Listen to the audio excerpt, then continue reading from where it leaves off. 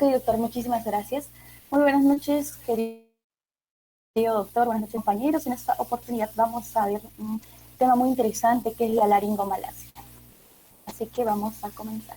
Los objetivos de la exposición del día de hoy es conocer los conceptos básicos de este tema, la clínica, el diagnóstico y el manejo de la laringomalacia. Así que vamos a empezar primero conociendo un concepto muy básico que es acerca del estridor. Ahí no sé el título. Ya. El estridor, debemos conocer que este es un sonido vibratorio que viene de la vía aérea y es causado por un flujo turbulento. ¿Y por qué se da este flujo turbulento? Y es que hay una obstrucción parcial o es que ha disminuido el volumen de la vía aérea superior. Y es por eso que se causa el estridor. Es muy importante no confundirlo tal vez con un estertor que ya viene de un origen nasal u orofaringeo u nasofaringeo. Pero el estridor viene del origen de la laringe o de la tráquea. ¿Y por qué, Basti, nos hablas del estridor? Y es que es importante conocer esto porque es un síntoma muy importante dentro de la laringomalacia. Ahora, en el artículo que nos compartió el doctor titulado Causa de estridor de Malasia, dos formas de presentación poco habituales, mencionan ahí tres causas diferentes de estridor, ¿no? Una inspiratoria, otra expiratoria y la tercera que vendría a ser en las dos fases, ¿no? Tanto inspiratoria y expiratoria. Y dentro de la inspiratoria, que es la que nos vamos a enfocar el día de hoy, está la supraglótica y subglótico. Sin embargo, en un libro titulado Diagnóstico y Tratamiento de la Otorrinolaringología, que también, por cierto, nos compartió el doctor en el Drive, menciona una regla general a tener en cuenta, y es que la estructura que está ocasionando este estridor es este estridor inspiratorio es la supraglotis y la glotis, a diferencia del artículo que menciona no solamente la supraglotis, sino el subglotis también. Otra regla general que menciona el libro es que la estructura que causa un estridor bifásico es solamente la subglotis, mientras que el artículo menciona la estructura glótica y, bueno, lesiones fijas a cualquier nivel. Y bueno, la tercera, que es la tráquea, ¿no? Que es una causa de estridor expiratorio, es la tráquea. Y como vemos en el artículo también menciona, ¿no? Enfermedades de traqueomalacia y todo lo que se encuentra en sí por debajo de la tráquea, ¿no? Que son bronquios, entre otros. Ahí vemos, por ejemplo, la bronquiomalacia, quistes broncogénicos y entre otros. Muy bien, teniendo ya esto en cuenta, debemos conocer también cuáles son las causas de estridor, porque no solamente la laringomalacia va a tener este síntoma que es el estridor, sino también múltiples enfermedades, y es muy importante tenerlo en cuenta porque va a ser nuestro diagnóstico diferencial. Por ejemplo, si tenemos un paciente que viene con estridor y tiene fiebre asociada, podríamos pensar en tres patologías. Una de ellas es laringitis, otra es absceso retofaringio y otra papilomaxitis, justamente los temas que vimos ayer, ¿verdad? También, si viene un paciente con estridor y no tiene fiebre, puedo pensar en una causa viral, que por cierto es la más frecuente, puedo pensar en cuerpo extraño, traumatismo, entre otros. Esto es en el caso en el que el estridor sea agudo, es decir, tal vez menos de 12 meses o 18 meses aproximadamente. Pero si el estridor ya es crónico, más de 18 meses o pasando los 2 años, y es claro, un bebé, ¿no? Puedo pensar en primer lugar en el laringomalacia, y eso hay que tenerlo muy claro y es un concepto básico que debemos considerar, queridos compañeros, porque el 80 es la más frecuente, es aproximadamente el 60-75%, y el libro que estaba mencionando también concuerdan que es el 60%, y UpToDate también menciona un porcentaje similar. Ahora nos vamos a enfocar en este, que por cierto, las diversas otras causas no les vamos a mencionar, el día de hoy nos vamos a concentrar en laringomalacia solamente.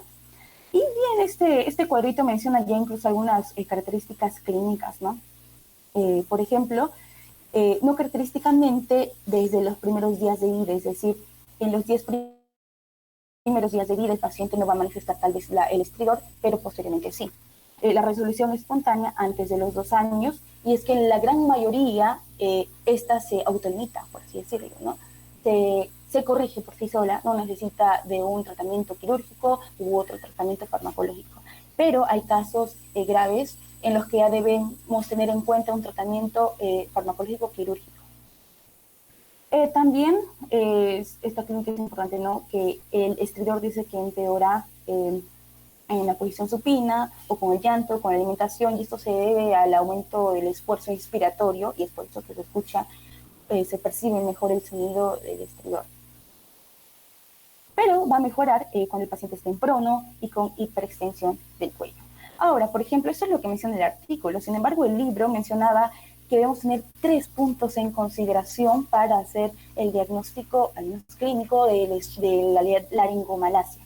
Y son estos 3 que ustedes pueden ver aquí. El primero es el estridor inspiratorio posicional intermitente. Es decir, el paciente no va a estar con un estridor inspiratorio todo el momento, las 24 horas, no, sino que es intermitente. Viene y se va, viene y se va. Y posicional, pues ya lo hemos considerado acá, ¿no? Que empeora el supino y mejora el prono. El segundo punto a tener en cuenta es el colapso supraglótico al inspirar. Y el tercer punto a tener en cuenta es que empeora gradualmente y le sigue una corrección espontánea. Y esto también es importante tenerlo en cuenta, ya que el estridor no es que comience de manera brusca y ya, no, sino que este va a comenzar poco a poco y se va a ir cada vez incrementando en intensidad y así sucesivamente, ¿no? Escalón en escalón. Y de pronto este se va espontáneamente, o sea, a los 12 meses o 18 meses. En la mayoría de casos pasa así, pero como ya comentamos, hay un porcentaje menor que puede ir a algo más grave, ¿no? Y tener algunas complicaciones. Muy bien, ya hemos visto entonces algo general de la laringomalacia, hemos visto conceptos básicos que debemos tener en cuenta y debemos siempre recordar. Ya hemos comentado esto. Tal vez algo importante que quiero rescatar acá es la etiología desconocida. Hay pacientes que tienen alteraciones neuromusculares, cartilaginosas, cardíacas también, del desarrollo neurológico o neuromuscular, o incluso también enfermedades genéticas que van a tener laringomalacia. Y el tratamiento de ellos va a ser distinto, o bueno, hay que ponerlo en una balanza, a ver si va a ir en un tratamiento quirúrgico o no, y eso lo vamos a ver tal vez ya en la parte final de nuestra exposición, porque hay un artículo muy interesante que habla sobre ese tema. Entonces ya hemos hablado un poco de la historia clínica, de la clínica del paciente, ¿verdad? Acá tal vez mencionar que debemos tener en cuenta nuevamente ver la posición para poder percibir el estridor, ¿verdad? Ver también otros síntomas asociados en el paciente como apnea, cianosis o edema, bueno, en sí ya son signos de alarma, ¿no? Pérdida de peso, también tenerlo en cuenta, regurgitación y tos, que son síntomas asociados, el ERGE, y esto tal vez se note mejor en estas manifestaciones clínicas, ahí está, que la voy a mencionar. Hemos estado repasando ya de manera general, ¿no? La posición supina, la posición prona. En supina, acá hay una X, porque acá empeora el síntoma del pacientito, es mejor ponerlo en prono. También hemos mencionado que tal vez al alimentarse, al amamantar, al estar en supino y al llorar, ¿no? Este síntoma empeora también. Esto ya hemos mencionado. Así que, ya yendo a los síntomas asociados, es el artículo que vemos en UpToDate menciona que el 25% de los pacientes el 25% de los síntomas asociados serán ronquidos o trastornos respiratorios del sueño. El otro, que es un 10 a 50%, pueden tener una disfunción para tragar o dificultad para alimentarse. Y el 60-70% menciona UpToDate que tienen el reflujo gastroesofágico, ¿verdad? Y reflujo laringofaringio. Y esto fue muy interesante porque el artículo que usted, doctor, nos compartió mencionaba que el 10% nada más podían tener el reflujo gastroesofágico. Y así que hay una diferencia abismal. Y no sabría decir por qué. Tal vez ustedes, compañeros, hayan investigado otros artículos que tal vez digan la razón. Pero bueno, ese punto llama mucho la atención, ¿no? Ahora acá pusimos aquí en el video para poder escuchar un poco cómo suena ese estridor. Ahí van a escuchar. estridor laríngeo inspiratorio.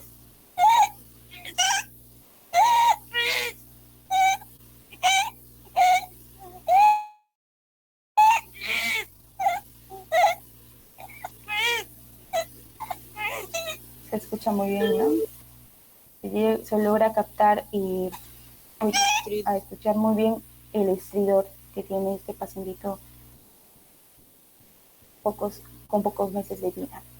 Muy bien, habíamos mencionado un poco de los signos de alarma a tener en cuenta y uno de ellos es el fallo de medro, que es, también lo llaman desmedro, que es porque el paciente no tiene un crecimiento como debería, o bueno, perdón, el peso que él tiene no es el correcto, a diferencia de otros niños del mismo sexo o la misma edad.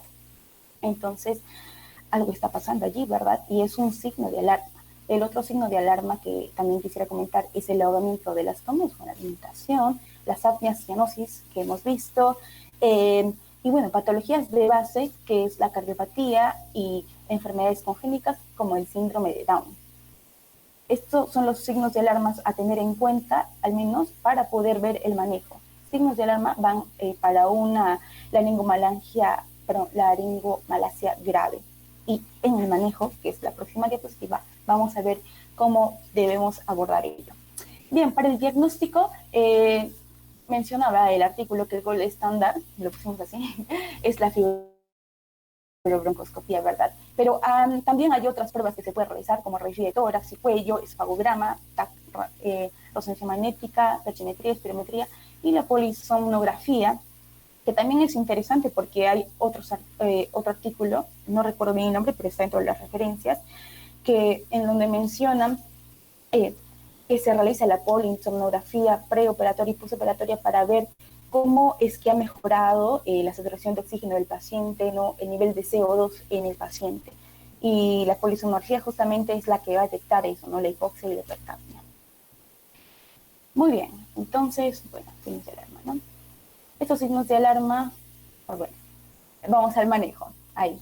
Entonces, tenemos tres tipos de laringomalacia, una leve, moderada y severa.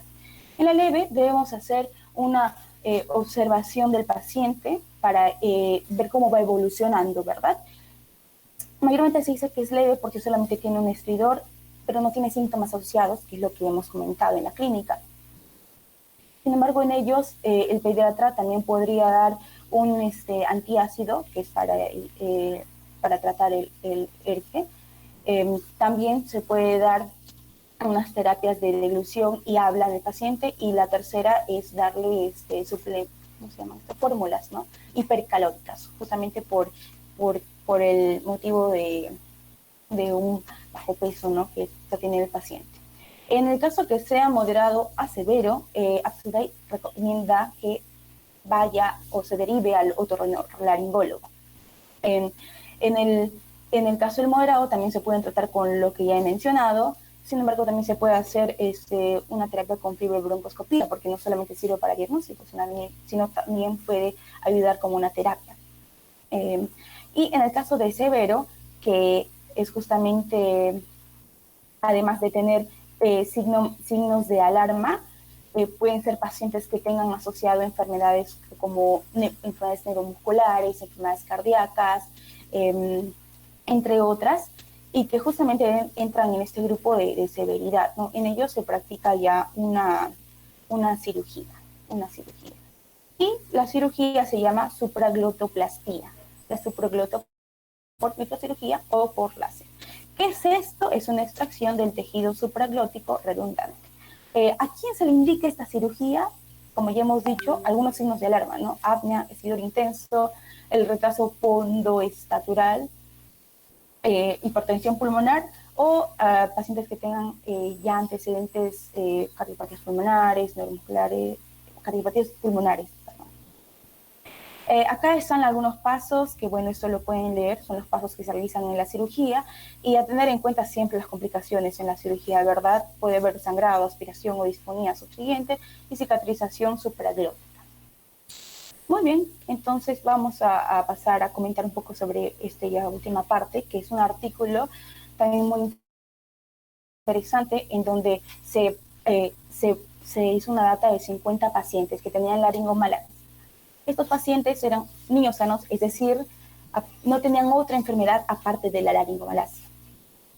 44 de ellos tenían una complicación de una penetración en la laringe y 36 de ellos tenían aspiraciones. ¿No? Ustedes saben que si tiene aspiración puede provocar más adelante una neumonía o enfermedades infecciosas. Entonces, a ellos se les practicó esta cirugía y de los que tenían la complicación de penetración, resolvió un 36 personas. Es decir, un 81% llegó a resolver su caso. Mientras que los que tenían esta aspiración logró resolver un 86% de ellos. Es decir, esto es muy bueno. Podemos practicar la cirugía, ¿verdad? En estos niños sanos. Pero hubo otro grupo que eran niños con antecedentes como reflujo gastroesofágico, enfermedades neurológicas, enfermedades cardíacas o enfermedades génicas como el síndrome de Down. Los que tenían, y esto lo voy a explicar mejor tal vez en este siguiente cuadro, ahí está. Acá tenemos nuevamente los tres grupos, neurológicos, cardiopatías y genéticas. A todos ellos se les practicó la cirugía. A los neurológicos en esta primera barra plumita vemos que resolvió un aproximado de un 30%. A los cardíacos resolvió un 50% y a los que tenían un síndrome de Down, por ejemplo, resolvió un 60%. A diferencia de los que no tenían comorbilidades y resolvió un 81%. Interesante, ¿verdad? Y es interesante también cómo es que por ejemplo, en la patología, los que tenían patología cardíaca tuvieron que hacer reintervención el 40%. Y tuvieron que hacer traqueostomía en gran porcentaje de los pacientes que tenían comorbilidad, como antecedente una enfermedad neurológica, ¿no? En este caso, un 60% tuvo que hacer traqueostomía. Con esto, ¿qué quiero concluir? Que debemos poner en la balanza si es que hacemos la cirugía o no a pacientes que tienen comorbilidades, como neurológica, como cardíaca o un síndrome. Sobre todo neurológica, ¿no? Porque en este artículo se ve que al final, la cirugía no fue lo mejor, ¿verdad? Porque al fin de cuentas tuvieron que hacer una traqueostomía. Esto fue un dato muy interesante y bueno, queríamos compartirlo con ustedes, compañeros. Hemos intentado dar todos los datos básicos, intentado saber lo que se puede en clínica, diagnóstico, tratamiento y un dato muy interesante como este, ¿no? Así que eso es todo, queridos compañeros y doctor. Muchísimas gracias.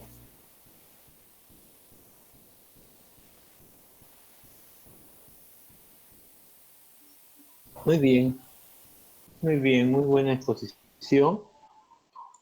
Solamente unas atingencias. Cuando hablas del estridor como vía aérea superior, no, el estridor es toda la vía aérea. Tanto así que el estridor respiratorio principalmente es vía aérea inferior, ¿no?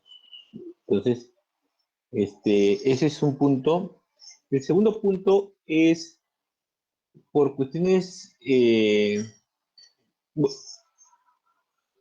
bueno, voy a esperar ahorita que aporten un poco más porque faltó un punto importante en lo que es en la clasificación de la patología anatómica de la laringomalacia, has hablado muy bien todo, pero en la laringomalacia hay un punto importante, ¿no? Y en tu redacción el láser es con S, no es con C.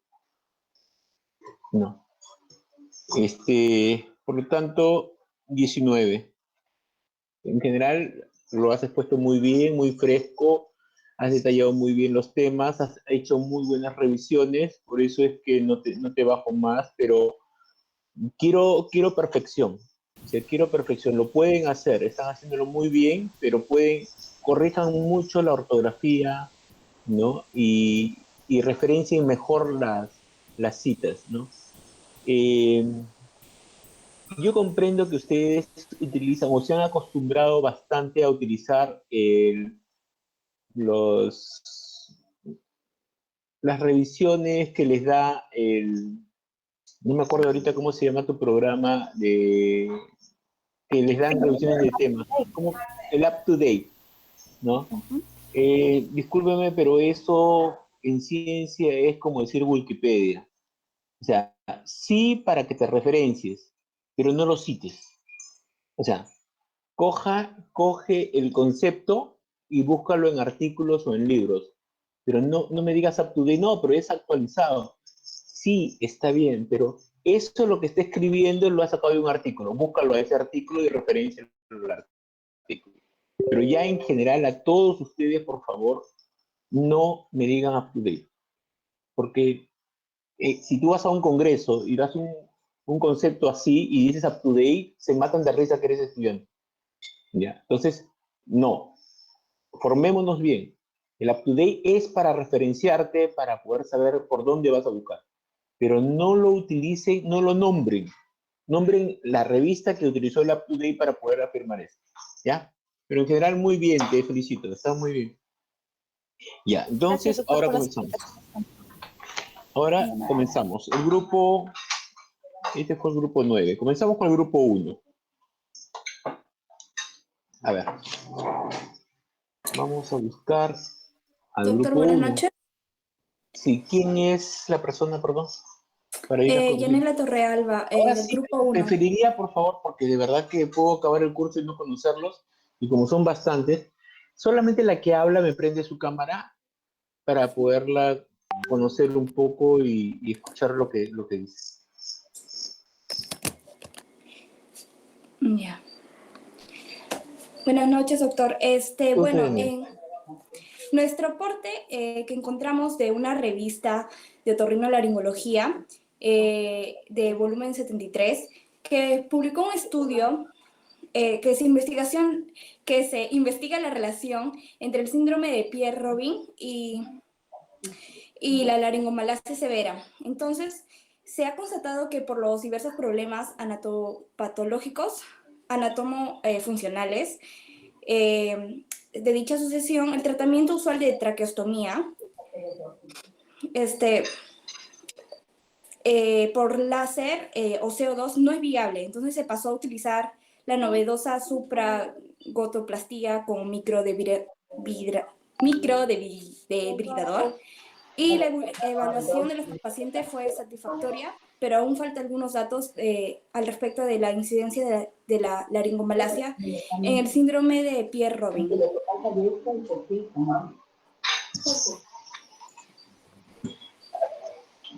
15. Errores para que nunca más te vuelvas a equivocar. Ok. Habían 4 personas que podían decirlo. Primero. Segundo, la referencia bibliográfica tiene que ser exacta.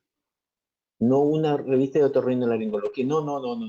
Nombre exacto de la revista, y si me lo puedas pronunciar en su lengua nativa, mejor. Segundo. Tercero, me tienes que decir el aporte puntual de qué cosa es, pero con decisión. O sea, es una diferencia entre el síndrome de Pierre-Robin con pacientes normales y en una técnica de láser versus una técnica con microdebridador, ¿no? Y no vieron diferencias significativas. Por decir un ejemplo, ni te he entendido bien lo que has querido decir porque lo entrecortas, lo dijiste. No, discúlpame. No. O sea, prepárense para decir la cita. Prepárense para decir el concepto. Que no se vea que en ese momento comienzas a leerlo y no lo puedes entender de lo que estás leyendo. 15. Grupo 3.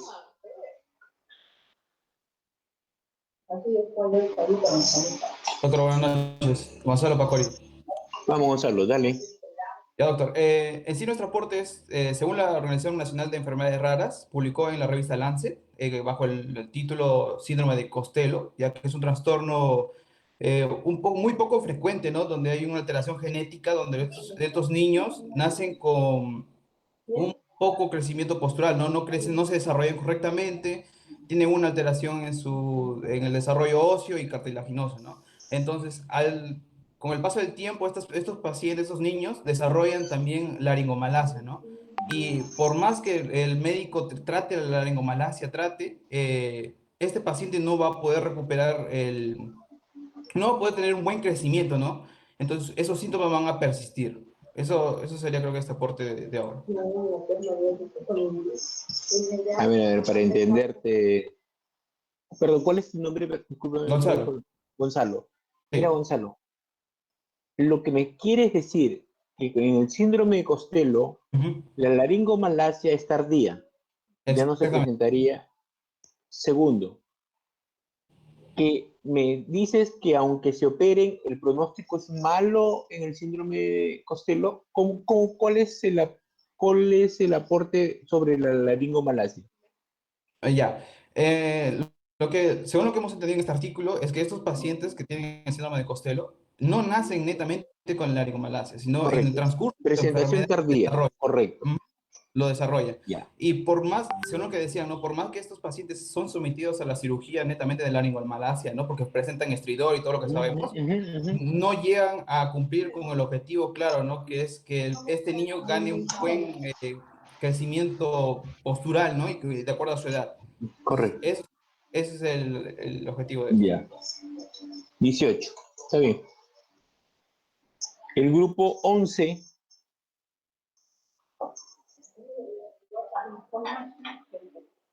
Grupo 11, por favor. Lo nombro.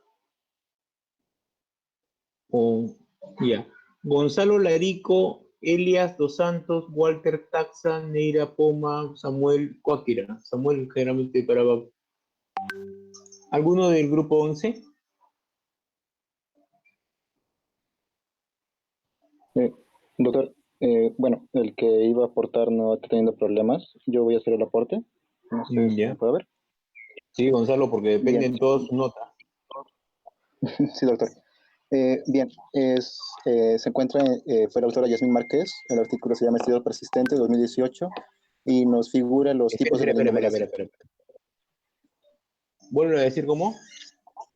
No te Bien, escuché bien. el artículo, la cita del artículo, bueno, el artículo se llama Estridor Persistente, escrita por Yasmín Márquez del año 2018, en la cual nos proporcionaba los tipos de la laringomalacia, el tipo 1, 2 y 3, y nos proporcionaba, ¿no? El tipo 1 en lo que se llamaba el prolapso de la mucosa redundante de aritenoides, el tipo 2, que era la asociación del tipo 1, y estaba ya asociada a los repliegues aripiglóticos acortados, y en el tipo 3 ya era la asociación de la laringomalacia tipo 2 y el desplazamiento del epiglotis en omega, la cual puede estar desplazada hacia abajo y pudiendo incluso introducirse.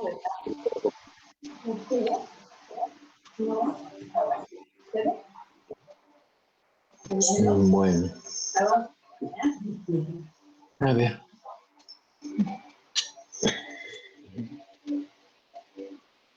Ya voy a ponerlo acá. Un ratito, ahorita te voy a... Necesito... Quiero entrar y no puedo verlo.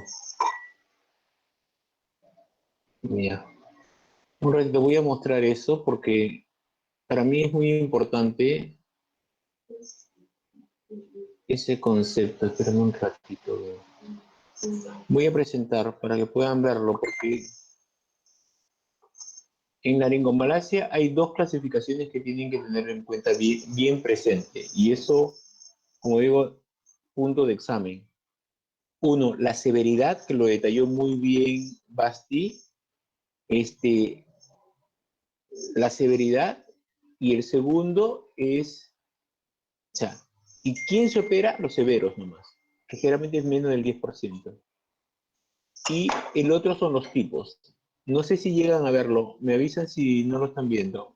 ¿Están Sí, viendo? doctor. Sí, doctor, sí se ve. Ya. Entonces,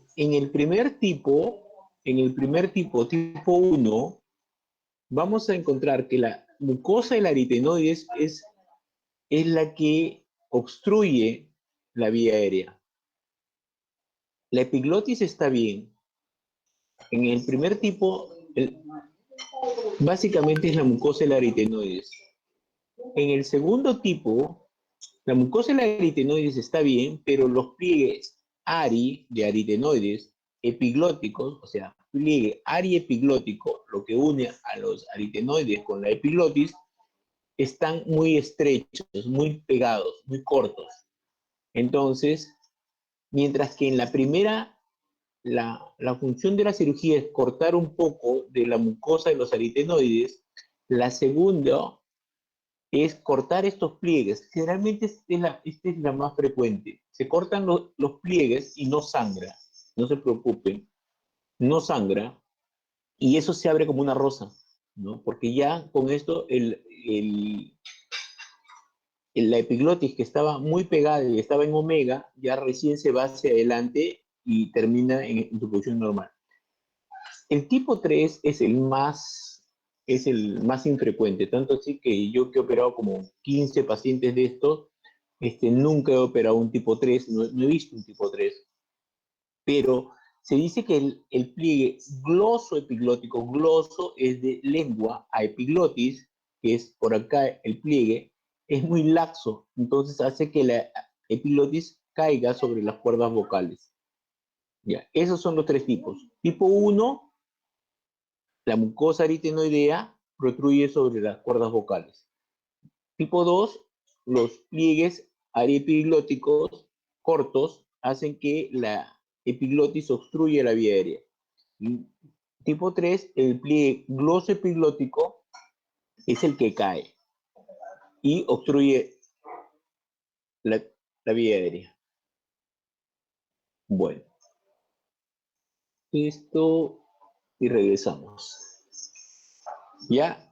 Entonces, sí, es importante lo que has dicho, Gonzalo, pero por favor, referenciar la revista, nombre de la revista. Tú no puedes hablar, sí, en una revista de otorrinolaringología del 2020 encontré, no, Archives de Otorrinolaryngology, en su volumen 73, en la referencia en la página 270. Ya, dice tal nombre, autor y referencia. Acostúmbrense. Es buen, es buen, es buen aporte porque yo mismo le dije que necesitaba ese aporte para poder, porque es uno de los conceptos básicos que tenemos que tener en lo que es la laringomalacia, pero por mal citarlo, 18. Porque estoy insistiendo en eso. Ya, grupo 7, por favor.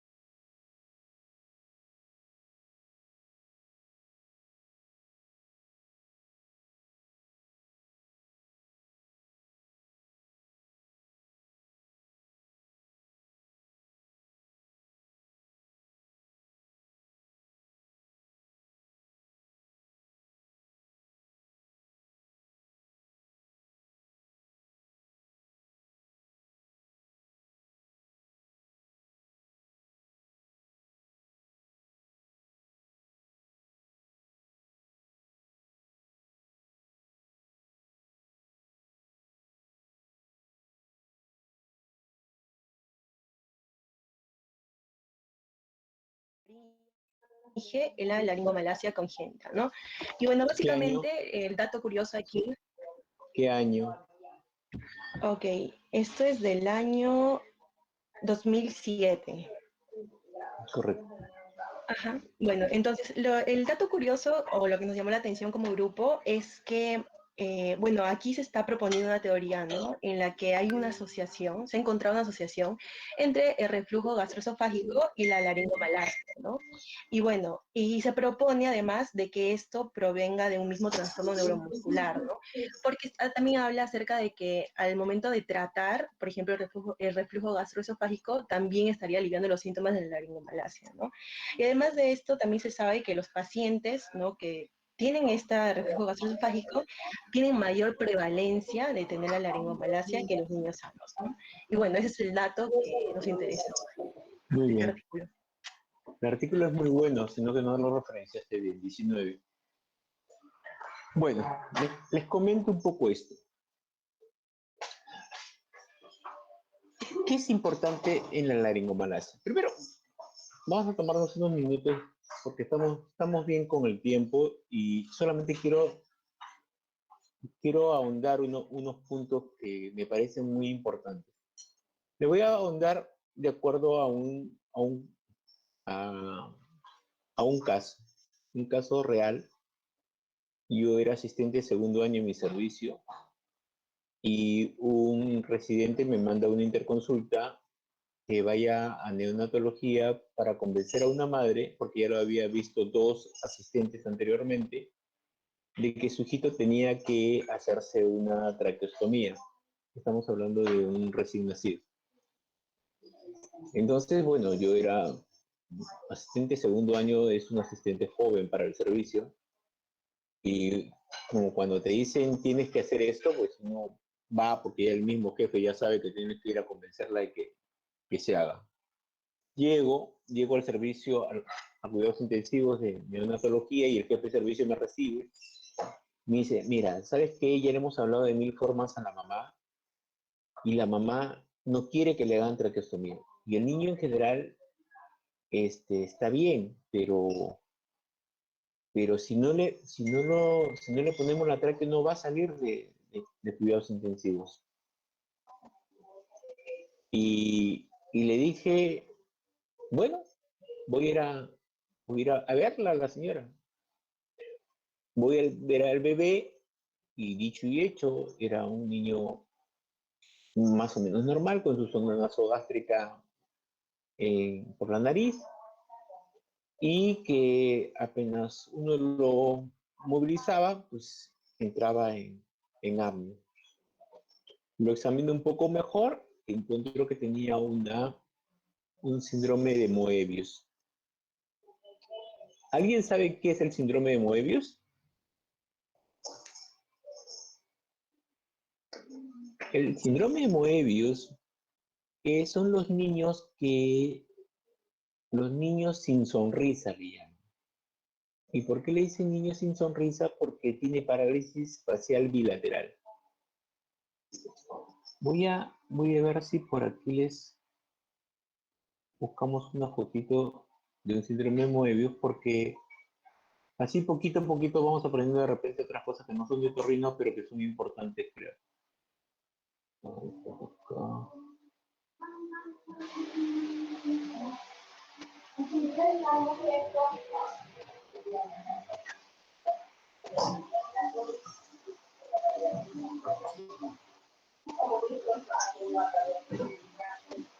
De, es más o menos así, no sé si lo llegan a ver, discúlpenme, pero son niños sin sonrisa por parálisis facial bilateral.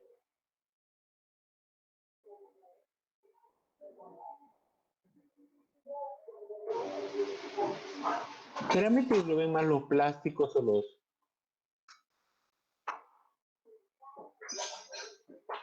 Bueno, parálisis facial bilateral. Y cuando hablé con la mamá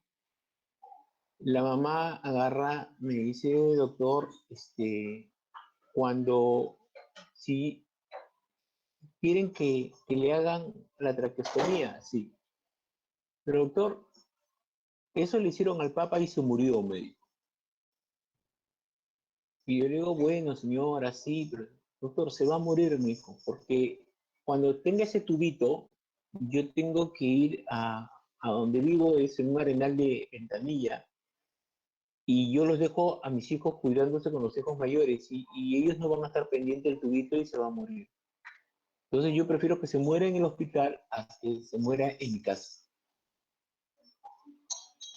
Entonces agarré y dije, no, tengo que hacer algo.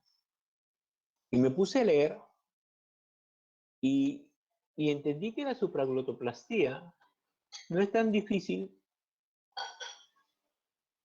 y que se puede hacer. Voy a mostrarles un video.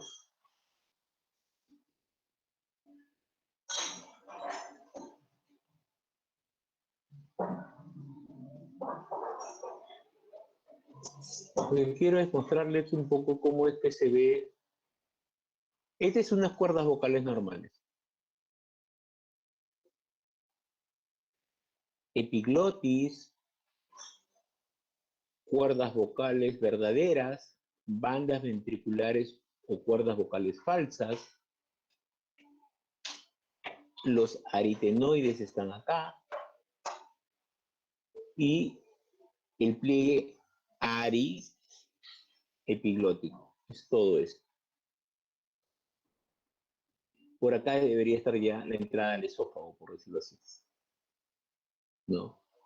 En niños, acá están los pliegues arepiglóticos y mira cómo la mucosa del aritenoides también puede obstruir, pero no obstruye toda la vía aérea. Voy a dejarlo pasar para que lo podamos ver.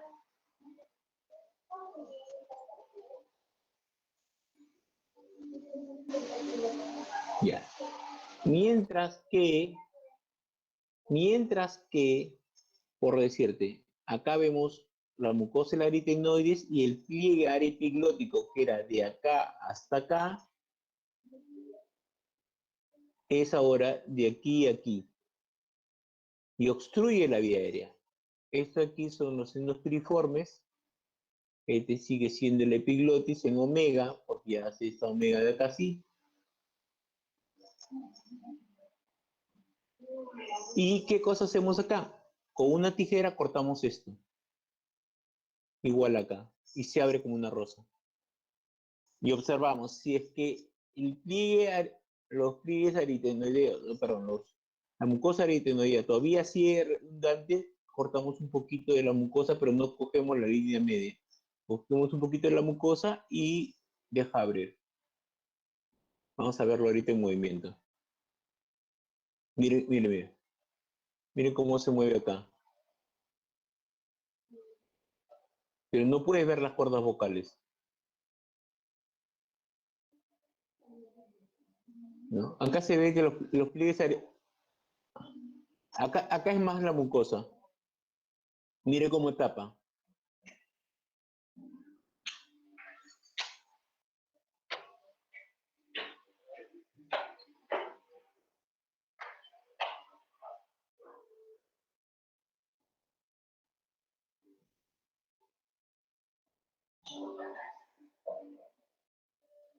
Un ratito a ver si por aquí tengo algo más, pero no creo. Ya. Vamos a salir de esto. Y ahora vamos a ver.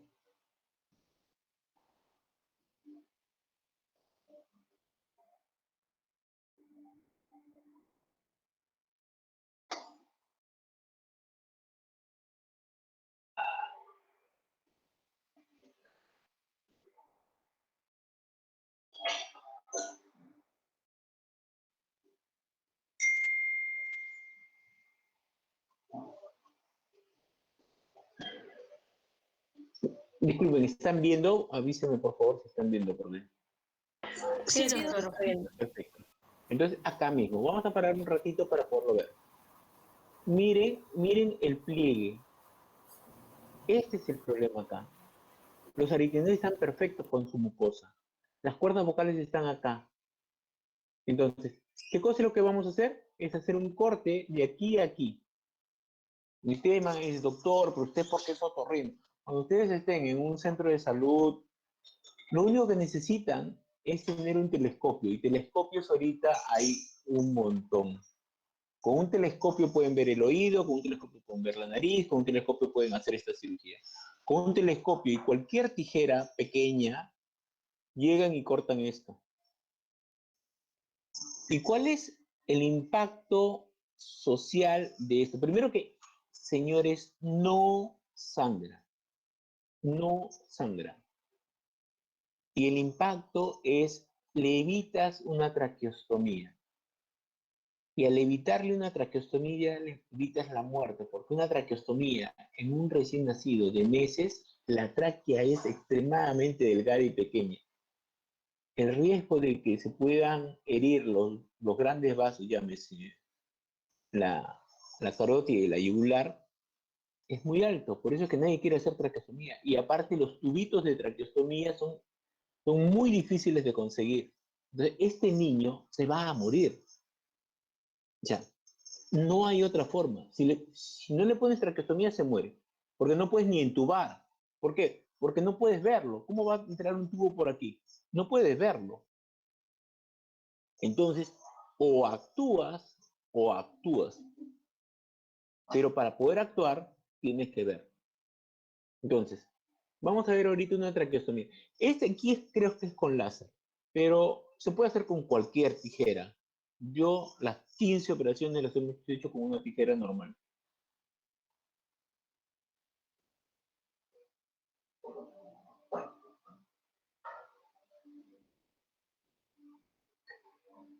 Otra causa de estridor es, mira, esto de aquí, las cuerdas vocales, deberían esto ser hasta acá, ¿correcto? Aquí están unidas. Esto se llama membrana laringea. Membrana laringea. O sea, esto de aquí debe estar acá.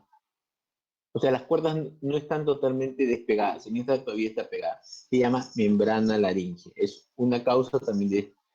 Generalmente voz en falsete le dicen, o sea, cuando ya son adultos, tienen una voz de niño, ¿no? Tienen membranas laríngeas pequeñas. Cuando son muy grandes, sí, se dice que los 2/3 anteriores de las cuerdas vocales es para la voz y el tercio posterior de la cuerda vocal es para la respiración. O sea, solamente cuando se obstruye más de los 2/3 recién les va a faltar el aire. Pero para la fonación, ¿no? Cualquier pregunta, por favor, hágamela, no hay problema. Mira, ahí están haciendo una endoscopía de toda la vida. La carina, ¿no? Ya con los bronquios.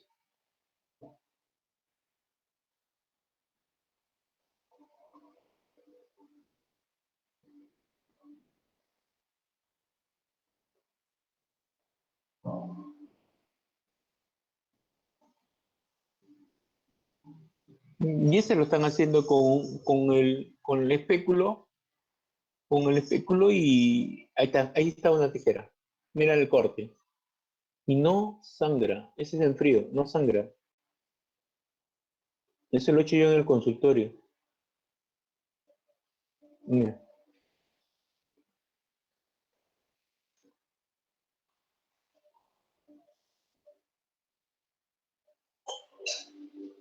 Si supieras, ese simple, ese simple acto, el impacto de la calidad de vida y la vida en sí de una persona, mira, no sangra. Es impresionante. Honestamente,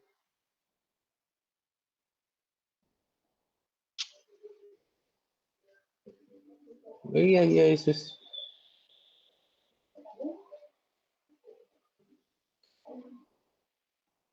No hay nada que hacer ahí. Ya está abierto ya.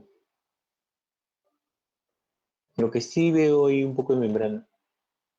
Hay una membrana laringe.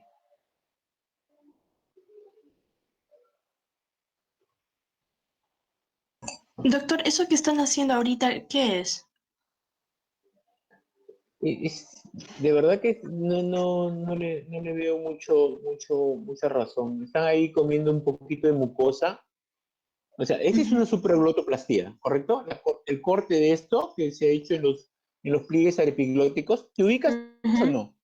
Sí. Ese es una supraglotoplastia, pero el último que ha aparecido como un aspirador, Ajá. eso es un debridador. Ah, Un ya. debridador es un aspirador que come, pero ese es para comerle un poquito de la mucosa. Ah, ok, ¿No? ok. Y ahí lo Ya. ves. Ahí está perfecto. Doctor, ¿y luego solo lo dejan así? Sí, ¿Y así cicatriza? sí. Ok. ¿Por qué? Porque el niño llora tanto que eso nunca se va a pegar. O sea, nunca se va a pegar. Pero en el síndrome de Moebius, se tiene...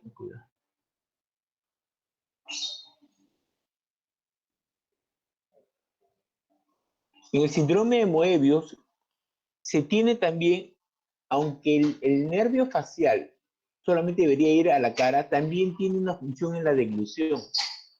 Entonces, en el síndrome de Moebius también hay un problema de deglución, o sea, para poder pasar los alimentos.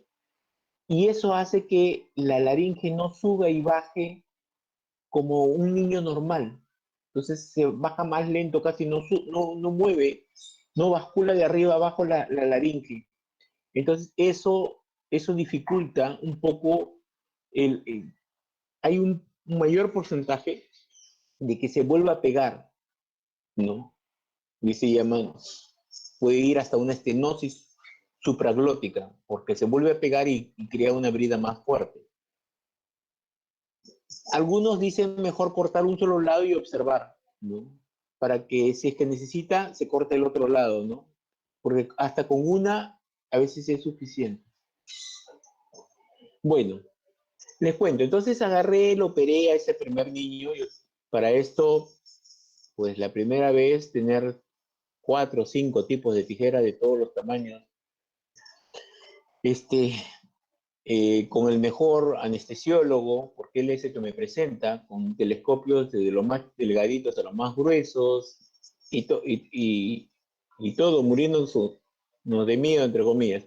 Bueno, no es así, pero para prevenir contra todo. Ahora, la cirugía de la supraglotoplastia está dirigida a darle calidad de vida al niño. O sea, era un niño que apenas tú lo cogías, se ponía morado y entraba en paro cardíaco, o no podía ni lactar porque se ponía morado y entraba en paro cardíaco. Entonces, en esa situación entras tú como el salvador y lo operas. Pero, pero el objetivo de la cirugía no es quitar el estridor. O sea, si nunca ofrezcas quitar el estridor, porque lo más probable es que no quites el estridor, pero ya puede lactar, ya puede comenzar a subir de peso, ya deja de tener paros. Entonces, ese es muy importante entender. Ahora, relación de la laringomalacia con reflujo es muy alta, es muy alta. Entonces, muchos, por decirte, como la laringomalacia es tan frecuente, puedes tener hasta una sobrinita que nace y a las 2 semanas comienza a tener su estridor y dices, estridor inspiratorio, el niño está muy bien y todo, es una laringomalacia. Pero, ¿qué es lo que debes de hacer? Lo que debes de hacer es posiciones antirreflujo. O sea, se puede dar hasta medicación antirreflujo, pero al menos posición antirreflujo. ¿Qué cosa quiere decir? Que nunca el estómago debe estar más arriba que la boca, primer punto. Segundo, las ingestas de la leche o las papillas cuando ya es mayorcita, deben de ser de pequeño volumen y frecuentes. O sea, menos volumen y más frecuentes. Entonces, ¿para qué? Para disminuir el reflujo gastroesofágico. Si llenamos mucho el estómago, hay más probabilidad de que haga reflujo. Entonces tenemos que trabajar sobre el reflujo. La primera cirugía que yo hice, lo operamos y pasó de frente a cuidados intensivos neonatales porque de ahí venía la niña. Y cuando yo fui a verlo en la tarde, porque lo operé en la mañana, hice consulta y fui a verlo en la tarde, estaba morado otra vez. ¿Y por qué? Porque la enfermera que había estado a su cargo la cuidaba, entre comillas, lo ponía en posición de Trendelenburg boca abajo, porque había leído que en laringomalacia en esa posición respiran mejor. Sí, pero cuando tú operas ya no tienes laringomalacia, lo que sí tiene es reflujo. Y en un Trendelenburg el reflujo aumenta, por lo tanto el reflujo le producía. Le cambié de posición, lo puse con una posición semi-Fowler y mejoró. Y al día siguiente perfecta y a los 2 días se dio de alta. Pero ese es un poco lo que les comento. O sea, el reflujo hay que tratarlo. O sea, tienes un niño que tiene una laringomalacia no quirúrgica, o sea, hay tres niveles. Uno en donde suena, pero todo bien. Solamente cuando llora o cuando lacta mucho suena. Suena y no pasa nada. Ya en el segundo nivel moderado, ya suena todo el día y ya cuando lacta suena más y los padres están bastante preocupados por eso, pero tiene un buen crecimiento, no hace apnea, no hace nada. Hasta esos no pasa nada. En el tercero ya es cuando no come o no gana peso, lacta muy débil, tiene apneas, tiene cianosis, tiene paros. Entonces, en ese momento sí decimos, hay que operar. Bueno, ¿qué hacer cuando estoy en moderado? Tiene 4 meses, o sea que va a empeorar hasta el sexto mes y después va a mejorar y desaparecer al año y medio, pero está en el cuarto mes y ya está en moderado. Y no tengo cirugía. ¿Cómo hago para evitar eso? Le doy bloqueadores de ácido tipo omeprazol a 1 miligramo por kilogramo de peso, toda la posición y medidas, por ejemplo, el chanchito y todo eso de botar los eructos con mucho cuidado, ¿no? Y la manipulación, porque a veces viene el tío y le quiere hacer, pues, que salte y le hace volantines y todo. O sea, todas esas cosas se deben de evitar para evitar reflujo. O sea, para poder evitar que pase a una severa, la idea general es manejar el reflujo bien. ¿Alguna pregunta hasta ahí? Doctor, yo tenía una duda cuando estuve leyendo el artículo que usted envió. Aquí, bueno, sabemos, ¿no?, de que la laringomalacia es la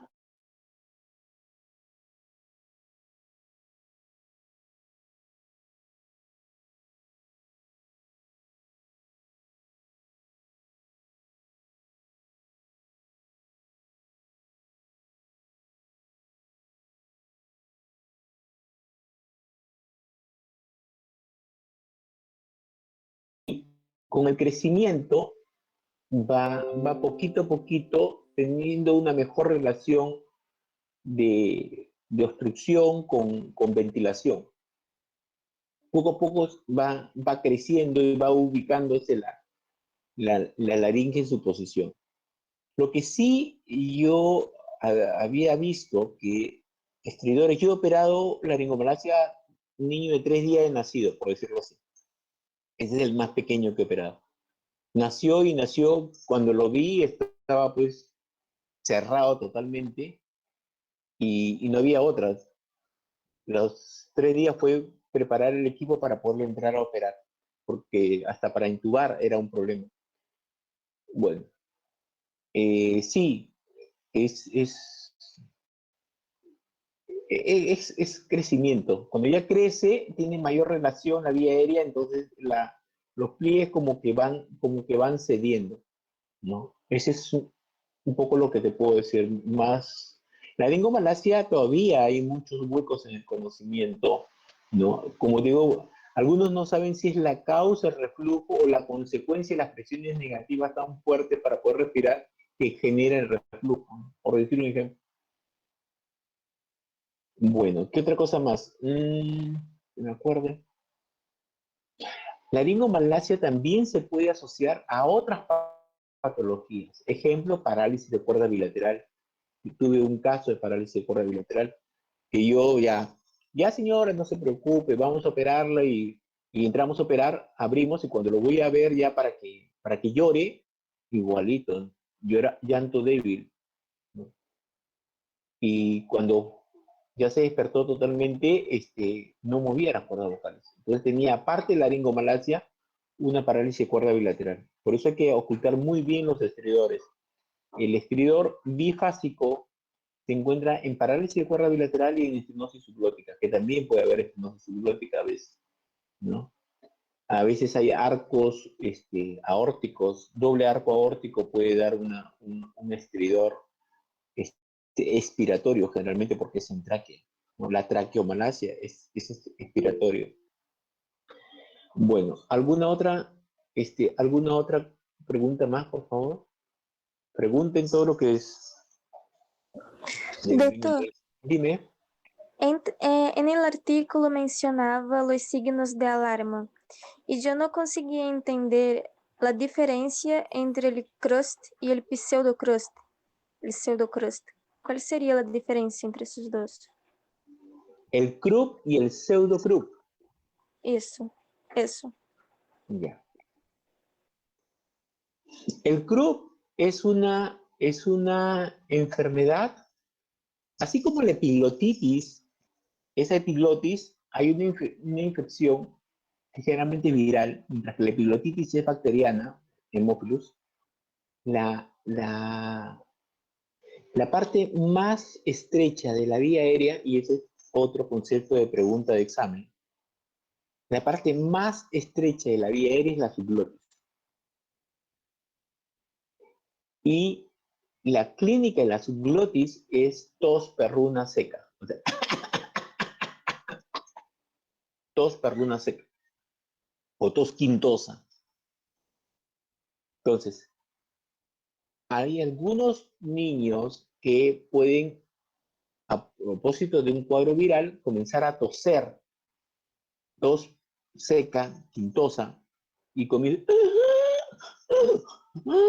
O sea, estridor bifásico, aunque en algún momento un libro decía, doctor, yo he leído que el Krupp es un estridor inspiratorio.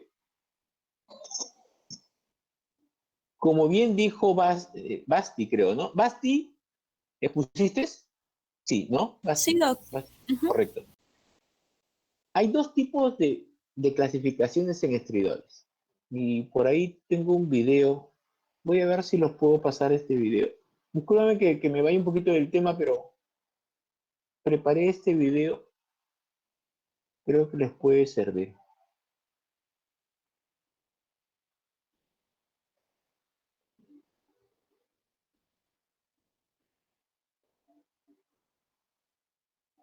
No tengo.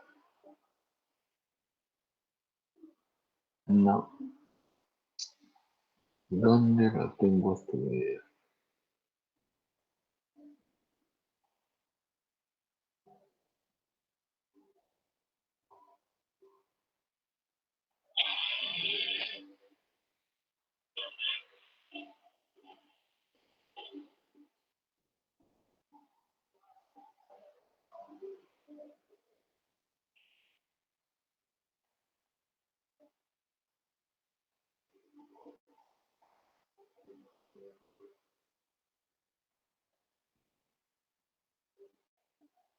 ¿Ven, perdón?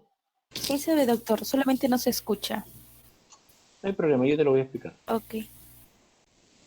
Ya. Entonces, en general, un estridor se va a dar por una estrechez de cualquier parte de la vía aérea. Ya, como bien lo había dicho Basti. Hay que hacer los avances más rápido así.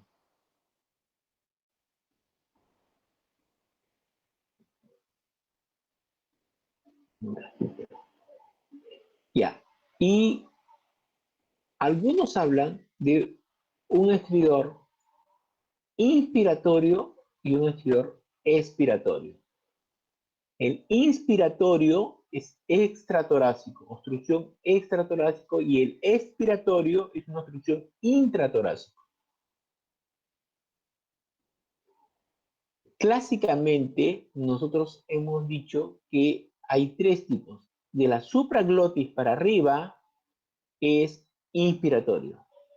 De la glotis y subglotis es bifásico y debajo de la subglotis es expiratorio. Ahora, ¿cuál es la base de esto? La base de esto es que se dice que la vía aérea en la parte superior va de lo más grueso o de lo más amplio a lo menos amplio o más estrecho. Por lo tanto, las turbulencias se van a crear cuando hay una obstrucción en el ingreso del aire. Mientras que en el intratorácico va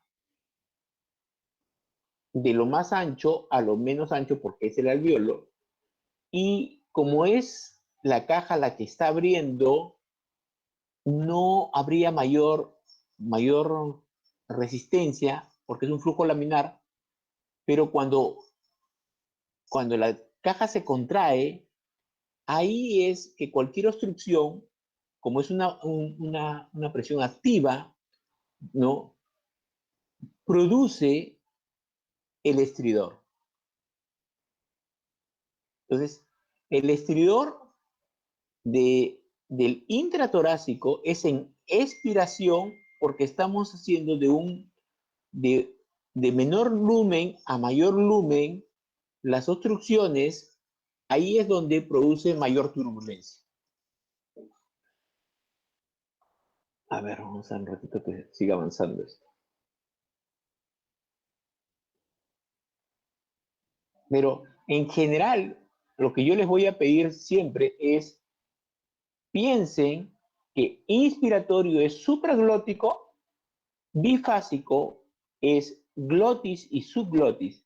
¿Y cómo yo diferencio un estridor bifásico si es glotis o subglotis? El llanto. Entonces, cuando ustedes hagan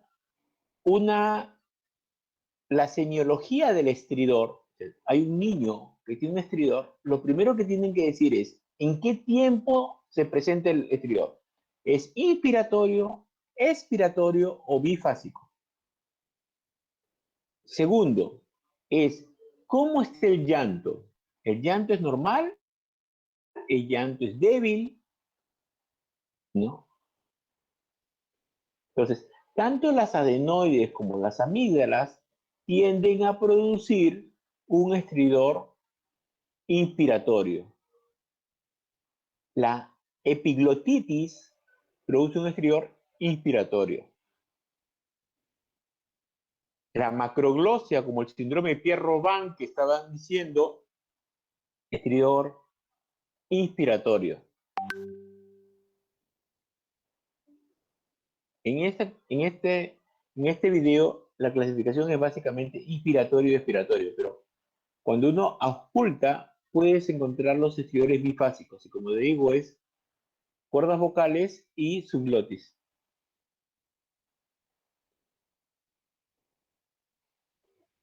Acá hay una equivocación, no es esófago, sino epiglotis. Bueno, lo acabo de cambiar.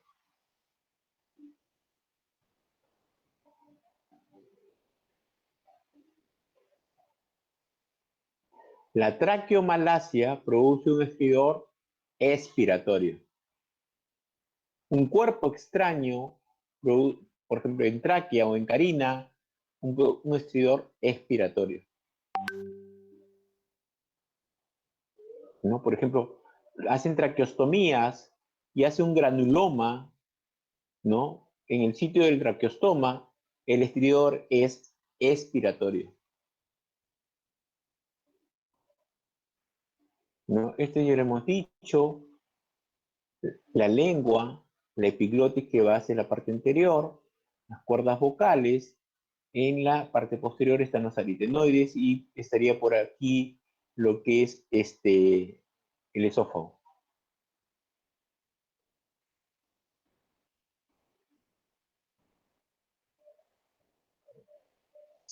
todo lo que son los exámenes, básicamente vamos a tratar de ponerles un caso fácil, pero que tengan que decir todo al respecto. Todo. Bueno, este es un caso de anafilaxia. La característica de la anafilaxia es que se edematiza todo, desde la base de la lengua, las cuerdas vocales, todo se edematiza, ¿no? Por eso, en un caso de anafilaxia, adrenalina. O sea, es mucho más rápida la adrenalina subcutánea que los corticoides o los antihistamínicos. Ya, ese es como concepto.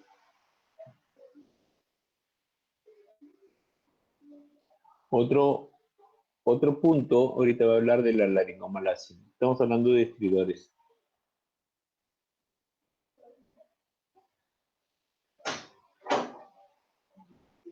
En la laringomalacia, como dije, estas de acá vienen a ser las mucosas aritenoideas. Y aquí está el pliegue corto y por eso estos son los pliegues. Esta es mucosa aritenoidea, este aquí son los pliegues, que si lo cortamos se abre todo.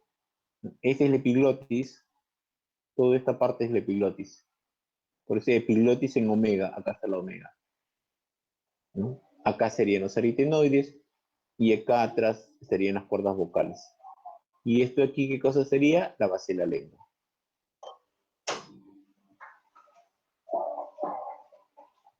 Web membrana, la membrana laringea, ¿no? Cuando las cuerdas vocales tienen que llegar acá y no llegan porque están unidas, membrana laringea. Es otra causa de estridor, cuando la membrana es bastante grande. Parálisis de cuerda vocal. Una parálisis de cuerda vocal es diferente que se paralice la izquierda que la derecha. La izquierda se tiene que buscar patología mediastino, generalmente aorta, porque ¿no? es más bajo. Se pueden ver también en la parte superior del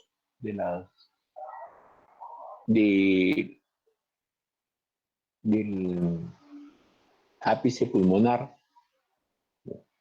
Mientras que en la derecha generalmente se dice que la patología está un poco más en el cuello, ¿no? También puede ser ápice pulmonar, pero no es tan baja como la izquierda, por el recurrente que hace en la izquierda, ¿no? Parálisis. Es bien raro una parálisis mediana bilateral, ¿no? Generalmente siempre quedan en paramediana. Y acá estamos con el CRUP, ¿no? Que es la traqueobronquitis, en donde el problema básico va a ser la subglotis o toda la tráquea a veces, ¿no? Estrechez traqueal, ¿no? ¿Por qué? Porque la subglotis es la parte más estrecha, por eso es que se dice que el CRUP es, el sitio de instalación del CRUP, ¿dónde es? Subglotis. Y no es que sea ahí nomás, es casi toda la vía aérea, pero la parte más estrecha te da ese resultado, ¿no? Y ahorita... Sí, doctor, no escuché la última parte. Y el CRUP es una infección de la vía aérea superior e inferior, pero la mayor expresión de esa infección va a ser en la subglotis, ¿no? Porque no es que la infección de los virus vaya exactamente a la subglotis, no, es todo, pero como en ese punto es más estrecho, pues da la mayor sintomatología. La epiglotitis, como dije, es una inflamación del epiglotis, ¿no? Que se ve pues como pues, tremenda, y 3-4 veces el grosor que normalmente uno espera. Y para la epiglotitis, o sea, por decirte, es un niño que estaba medio resfriado, acá está, miren, estaba medio resfriado y que comienza a tener fiebre y comienza a tener un estridor inspiratorio con rápida, porque todo es bien rápido, con rápida sensación de falta de aire. Y se pone rojo. ¿Qué hacer? Intubar. Y antibióticos endovenosos, pero intuba primero.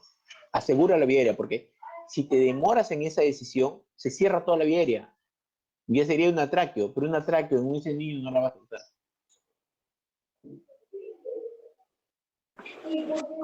E quando se considera um pseudocrup? Pseudocrup es cuando, por ejemplo, tienes un cuerpo extraño, ¿no? O cuando son gérmenes que no son propios del club, ¿no? Por una traqueitis bacteriana, un pseudocrup, ¿no? Ok, entendi, gracias. Ya, bueno, con eso acaba. A ver un ratito. Ya, entonces aquí solamente para poder enfatizar lo último, en las infecciones, ¿no? La traqueobronquitis, las infecciones son concéntricas, ¿no? Bacterianas son concéntricas, ¿no? En la traqueomalacia es el cartílago el que está muy flexible, muy suave, y es por eso que se colapsa con la inspiración. Y en una fístula traqueosofágica también puede haber un estridor. Bueno.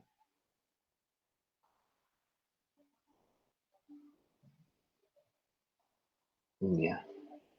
Ahora vamos a salir de esto para hablar unos minutos de investigación.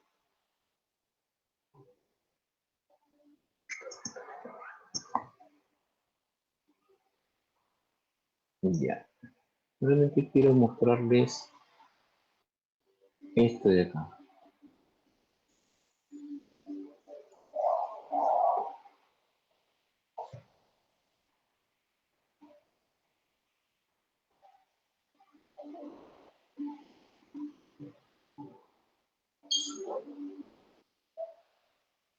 Ya.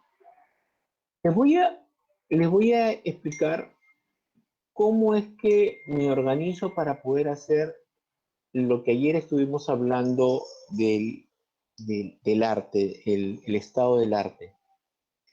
Uno de los métodos, una vez compré un libro de cuáles eran los mejores métodos de enseñanza de las mejores universidades en Estados Unidos. Habían hecho en las 5 universidades más importantes y uno de los métodos que más utilizaban era el método Cornell. Y comencé a buscar el método Cornell y al final de cuentas era este que les vengo a referir hoy día. Quiero verlo ahora. Ya. El método Cornell es una plantilla, una hoja, que pones el tema, por decirte laringomalacia, que pones la fuente, qué libro, qué artículo vas a hacerlo, y le das una prelectura a ese artículo. Y en esa prelectura, tú agarras y ves las cosas más importantes que te debería dar ese artículo. Y lo planteas como preguntas. ¿Cuál es la definición? ¿Cuál es la clasificación? ¿Cuál es la indicación quirúrgica? ¿No? Y después que planteas estas preguntas, lo dejas aparte y te pones a leer rápidamente el artículo. Y acabado el artículo, se supone que vas a tener dos cosas.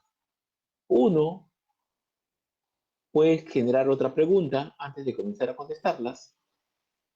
Puedes escribir los términos nuevos que has encontrado, por ejemplo, síndrome Pierre-Robin,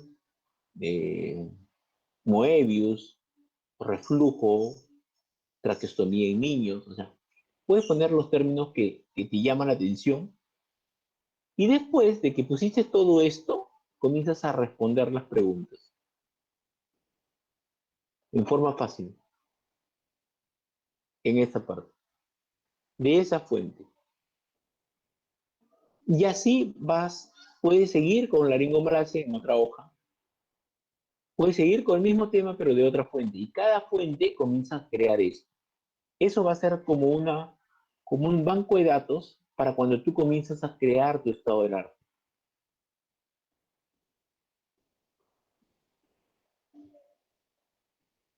Les cuento porque una de mis objetivos para que ustedes en este curso es que ustedes sepan escribir una tesis. Yo soy parte del jurado de tesis y realmente no tienen una buena redacción de tesis, ¿no? Voy a mostrarles otro concepto más.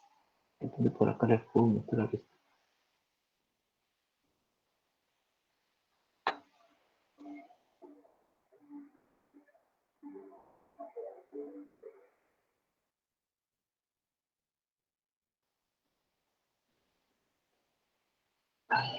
Bueno, pues siempre tengo el problema de... Ya, creo.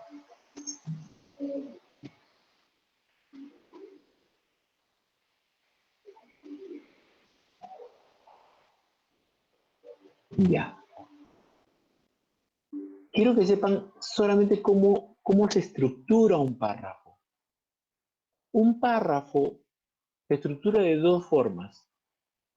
En un concepto de deductivo, un enfoque deductivo y un enfoque inductivo. En un enfoque deductivo, vamos a hablar de la generalidad a lo específico. Ejemplo, un planteamiento del problema. Y en un enfoque inductivo, vamos de lo específico a la generalidad. Ejemplo, conclusiones. Estoy hablando de una tesis. Conclusiones, o sea, cojo los datos y por lo tanto se concluye algo. Entonces, en un enfoque deductivo, la idea principal va hasta el primer punto. Y en un enfoque inductivo, la idea principal va al final, porque es la conclusión de todos los datos que has estado dando. En una redacción de tesis, siempre se afirma, siempre estás afirmando. Entonces, el primer párrafo que escribes es lo que va a tratar el párrafo. Los siguientes van a ser las ideas secundarias que van a dar forma o sustento a la afirmación que hiciste inicialmente. Entonces, en una tesis o un artículo, en la primera afirmación generalmente lo da el autor. Y las siguientes afirmaciones o ideas secundarias todas son referenciadas.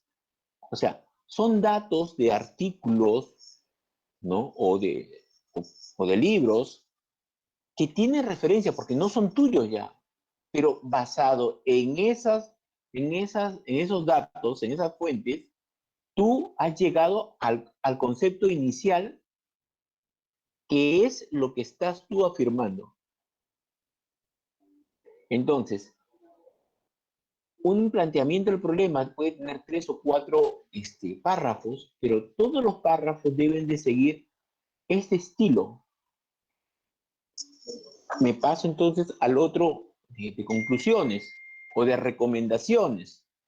Entonces, en conclusiones o en discusión, por ejemplo, en discusión, yo digo, debido a esto, debido a lo que hemos encontrado, debido a que tales artículos dicen esto y tales artículos también difieren en esto, creemos que, y dices tu conclusión. Así es la redacción en un artículo científico. Bueno. Les digo porque creo yo que no solamente vamos a ganar en saber otorrinolaringología. Uno agarra, lee y va a comenzar a entender muchas cosas.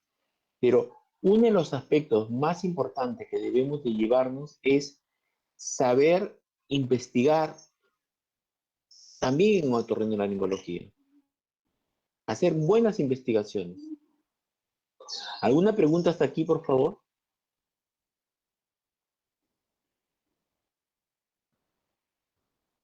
¿Preguntas, por favor?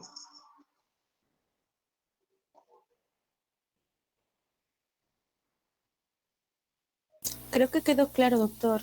Sí. Sí, Sí, Doc. entonces que no se quedó claro. Ya. Entonces vamos a ver.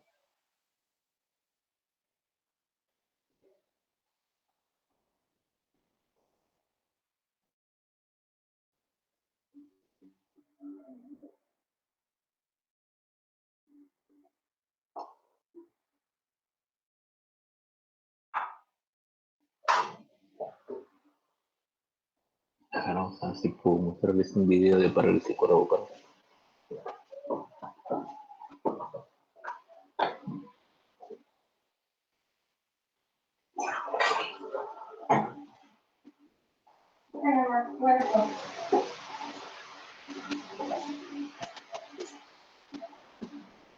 ¿Lo están viendo en la imagen? Sí se puede ver, doctor. Sí, doctor.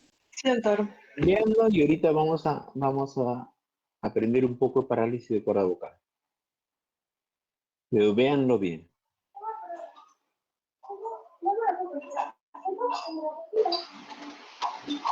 Ya.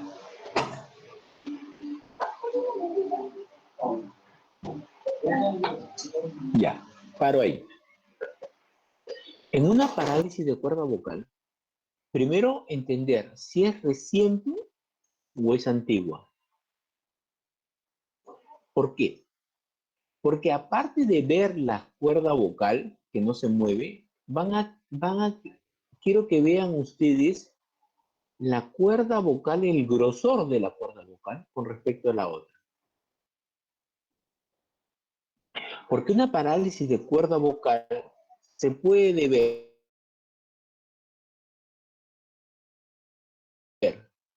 a una luxación del aritenoides, por ejemplo, en una artritis reumatoide, puede dar una anquilosis o intubando, se luxa el aritenoides, ¿no? Y se queda en una posición que ya no se mueve, porque el aritenoides rota sobre el cricoides, y si se sale de esa posición ya no puede hacer esa función y se expresa con una parálisis de cuerda vocal. Mientras que hay en otros casos en donde el problema es neural. Por ejemplo, una cirugía cardíaca puede producir una parálisis de cuerda vocal izquierda, ¿no? Porque como le decía, el nervio izquierdo baja a hacerle un asa a la aorta. Entonces, en una cirugía cardíaca puede ocasionarse. A ver, Basti, pregunta para ti. Sí, doctor. Ya. ¿Cuál es la diferencia en grosor y una fijación del aritenoides? ¿Qué pensarías tú? Una sección de una... Por decirte, después yo te pongo un caso que va a ser para alguno de los alumnos al final. Una obstetriz viene para un examen de nasofibroscopía porque tiene una disfonía desde hace 6 meses después de una cirugía de tiroides por un tumor, una tiroidectomía. Y cuando se le hace la endoscopía,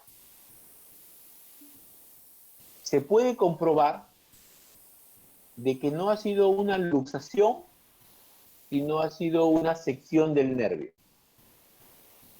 ¿Qué hallazgo en la cuerda vocal, puedes decir que nos hace pensar que ha sido una sección. ¿Qué hay en la cuerda vocal? Una sección neural de parálisis, podría ser, ¿no? De parálisis. Las dos tienen parálisis, ya lo he dicho.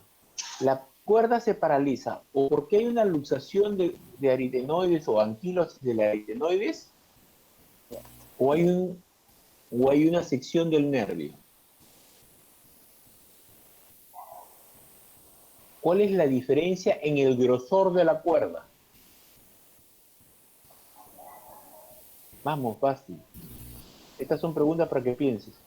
En la sección neural no habría diferencia, ¿no? En el grosor de la cuerda, a diferencia de la luxación. ¿Por qué? La sección, porque el nervio que va a inervar la cuerda vocal no más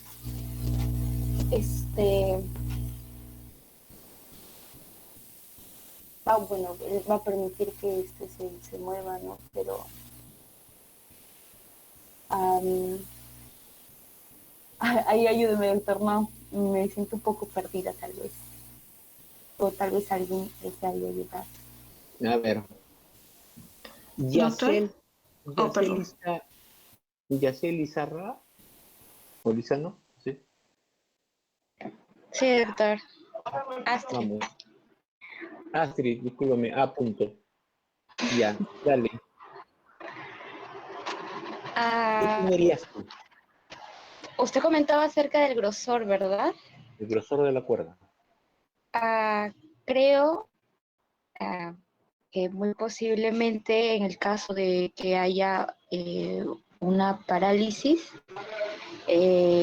podría ser que esté más engrosado al haber un daño, ¿no? Es lo que yo creo. Ya. Y en el otro caso... ¿Alguien piensa diferente y me lo pueda sustentar? Doctor. Vamos, Isabel. Sí, yo quería, si estamos hablando de sección de nervio y teniendo en consideración que las cuerdas vocales, aparte de su estructura, tiene un tejido muscular. Entonces, si nosotros seccionamos un nervio, normalmente lo que pasa con un músculo que no tiene inervación es que se encoge, se atrofia, se vuelve más pequeño. Entonces, en ese caso, yo creo que si hay una sección del nervio laringeo recurrente, entonces se esperaría de que el grosor sea menor, porque si se ha hecho más chiquito, o sea, hablando así coloquialmente, entonces el grosor sería menor a diferencia del otro, que sería usted dijo, se me dio la palabra ahorita, ¿cuál era el otro doctor que estaba comparando? Una anquilosis o una luxación de aritenoides. Ajá, entonces yo creo que en el caso de sección sería un grosor menor. Perfecto. No sé si me deja entender. No, perfecto. Doctor, Muy bien. disculpe, Dime o sea, en ese caso la cuerda vocal entonces estaría, además de acortada, flácida, ¿verdad? Exacto. Y el aritenoides estaría inclinado como que hacia adelante por la falta de tensión.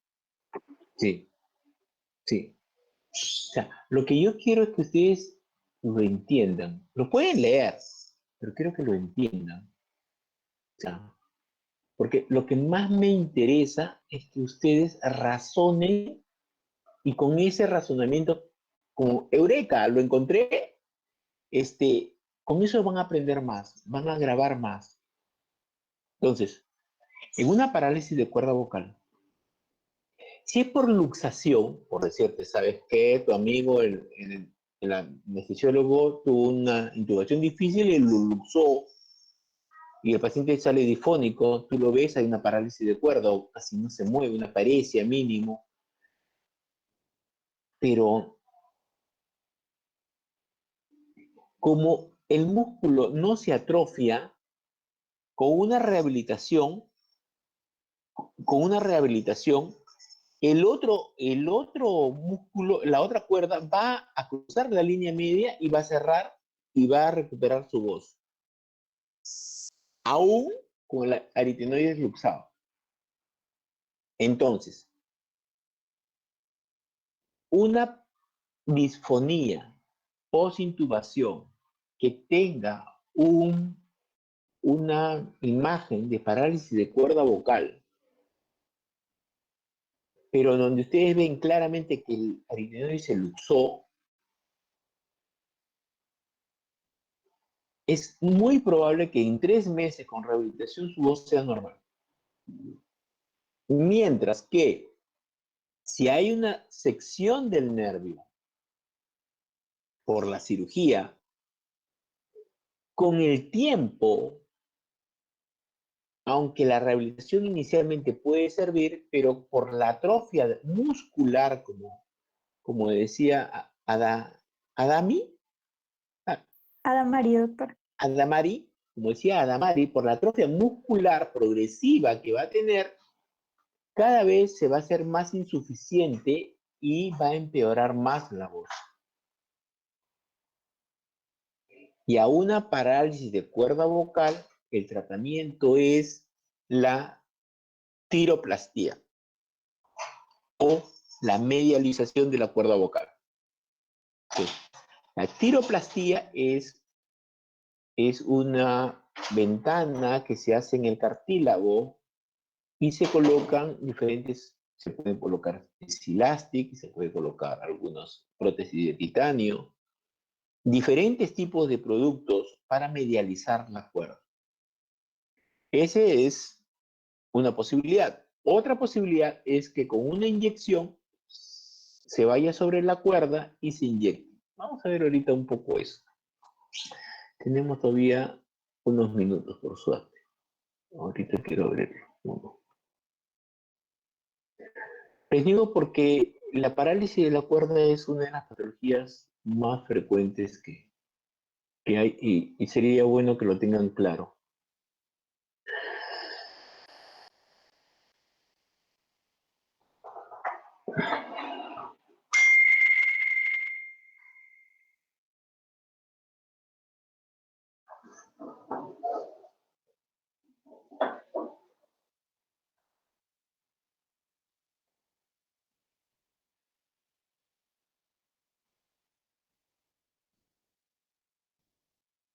Esta no es una parálisis, pero es así se inyecta en la cuerda vocal. Siempre en la parte más medial de la cuerda vocal.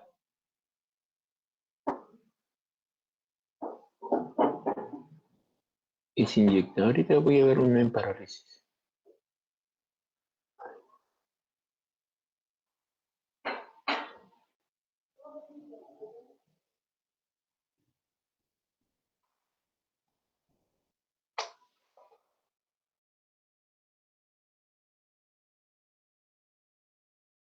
Sí, por acá lo podemos ver una inyección. Ay, qué son.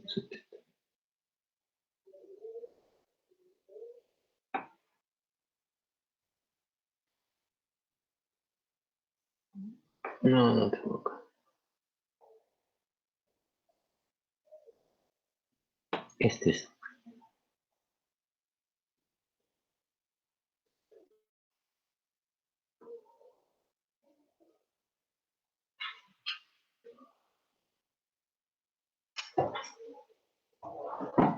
Miren el grosor. Mira el grosor de esta cuerda y el grosor de esta cuerda. Miren el borde bien delgadito. ¿Lo pueden observar? Voy a retroceder un poquito para que puedas observar. ¿Ven la cuerda, el volumen de la cuerda? Sí, doctor. Miren este volumen de cuerda y miren este volumen de cuerda, porque es de acá a acá. Entonces, la probabilidad de que esta cuerda esté así por una denervación es muy alta. ¿Me entiendes la idea? Sí, doctor. Ya. Ese es uno de los aspectos que quiero que ustedes capten. O sea, ver el volumen de la cuerda me está hablando de su inervación.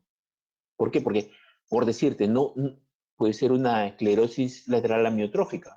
Yo tuve un paciente que tuvo eso. ¿no? Que un volumen de cuerda comienza a disminuir, ¿no? Y no tenía ningún otro síntoma más. Paciente con disfonía y todo. Y así se inyecta, ¿ves? Siempre lateral. Ahora, hay sustancias, ¿no? Como la hidroxiapatita, que es permanente, pero por decirte, hay algunas, por decir, voy a hacer un ejemplo. ¿Cómo yo sé, apenas acaba la operación, cómo yo sé que la parálisis de cuerda vocal ha sido por una luxación o ha sido por una inervación? A ver, de neurología, no sé, alguno de ustedes, ¿quién me puede opinar? Vamos, chicos, por favor. ¿Cómo yo sé que hay una inervación o solamente está inflamado? ¿Con qué examen neurológico puedo evaluar eso?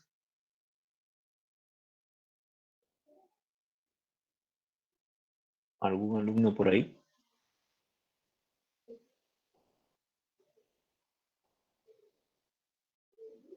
Estamos pensando, Doc, un ratito.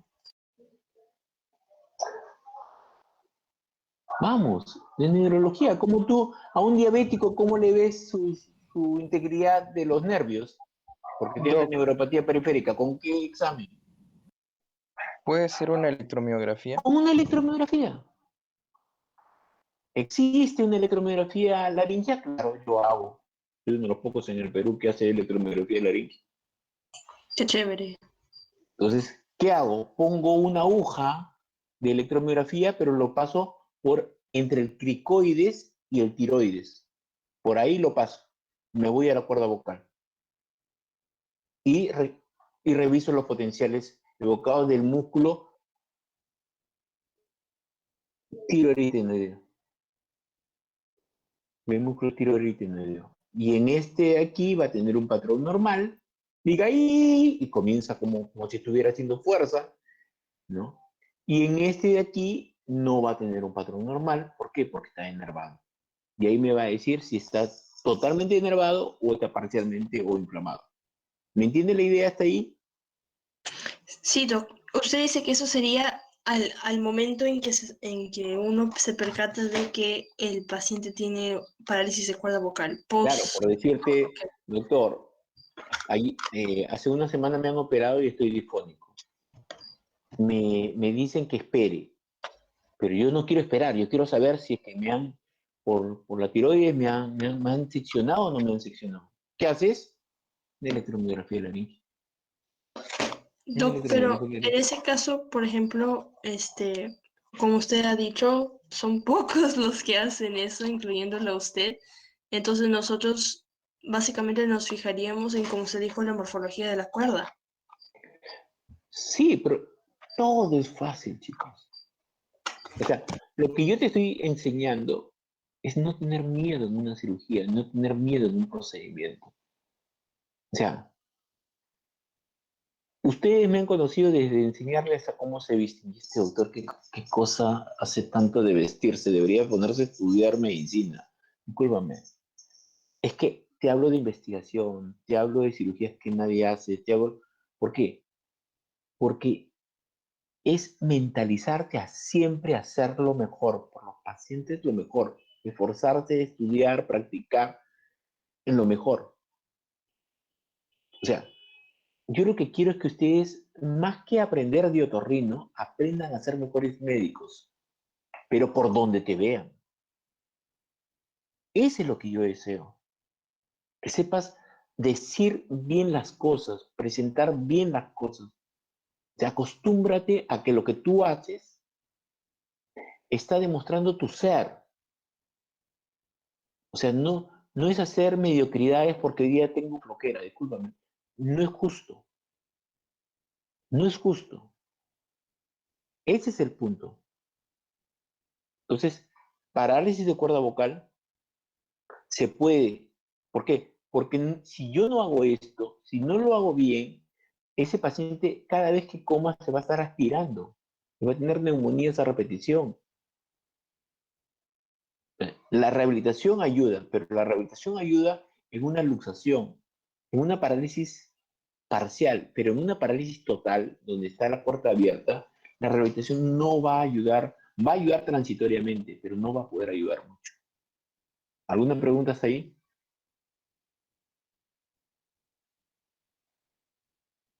Parece que no, doctor, todo claro. Ah, Doctor, dime. doctor, buenas noches. Hablando de las parálisis, yo tengo un caso que ha pasado en mi familia, justamente uno de estos casos. No sé si podría poner el video desde una parálisis de la cuerda derecha. Ya, hazlo. Hoy te voy a dejar de presentar para que lo puedas hacer, ¿ya? Espérame un ratito. Ya, hazlo. Doc, ¿esos procedimientos que usted nos está mostrando ahora se hacen bajo anestesia? La tiroplastía se hace con anestesia local. Es más, el paciente está fonando para poder saber a qué altura le vas a poner. En electromiografía laringea se hace sin anestesia. La inyección de cuerda, hay algunos, por ejemplo en Estados Unidos, en que en el consultorio con el mismo equipo lo hacen. Acá no tengo el nasofiloscopio con esa aguja. No es nada del otro mundo, solamente es comprarse la aguja.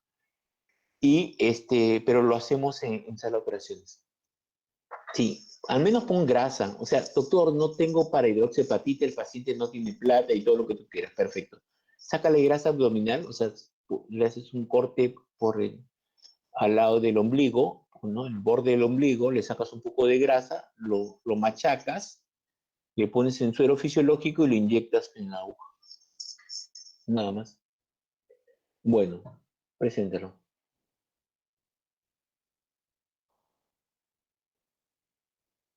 Uh-huh.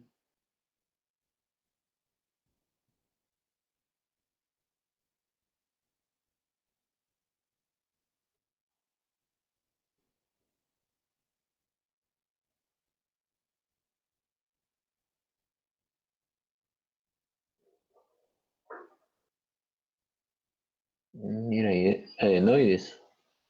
Es niño. Ahí está el adenoides. Ahí está el epiglotis.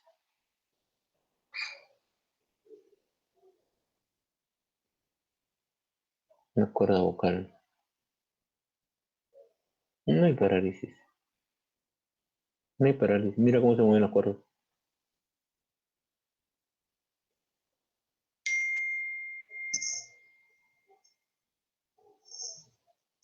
Lo que tiene es reflujo.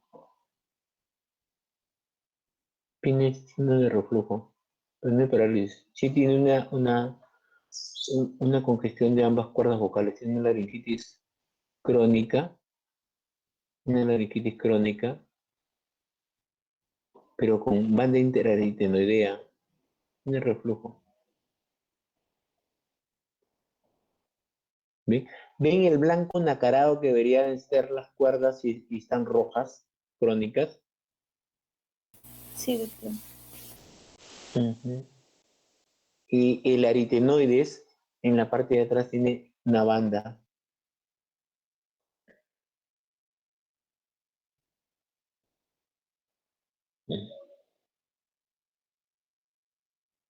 Sí. Hasta ahí yo digo, es una laringitis por reflujo. Tiene la paquidermia en la pared posterior de la faringe también. Paquidermia le dicen a esos granulomitas blanquitos que parecen patas de elefante. Hasta ahí, más yo pienso en una laringitis por reflujo. No veo otra cosa más. Sí, doctor, pero el paciente está con disfonía y El reflujo, la laringitis por reflujo da disfonía. Primero que las cuerdas se mueven bien, o sea, no hay parálisis de cuerda vocal. Segundo, cuando tú creas que por ahí no tienes nasofibroscopio y quieres probar si tiene parálisis o no tiene parálisis en esa cuerda vocal, agarras, le dices, tome aire, junto conmigo, a ver. Ya, ahora cuente. 1, 2, 3, 4, 5, 6, 7, 8, 9, 10, 11, 12, 13, 14, 15, 16, 17, 18, 19, 20, 21, 22, 23, 24, 25, 26, 27, 28, 29, 30, 31, 32, 33, 34, 35, 36, 37, 38, 39, 40, 41, 42, 43, 44, 45, 46, 47, 48, 49, 50. Ya. Entonces le dices, ya, esa es pérdida de aire. Ahí hay parálisis de cuerda vocal. Ya. ¿Qué lado? No lo sé, pero tiene parálisis de cuerda vocal. Tú puedes hacer girar la cuerda y que haga eso, y la rotación evalúa las cuerdas. Te digo, sin nasofiloscopio.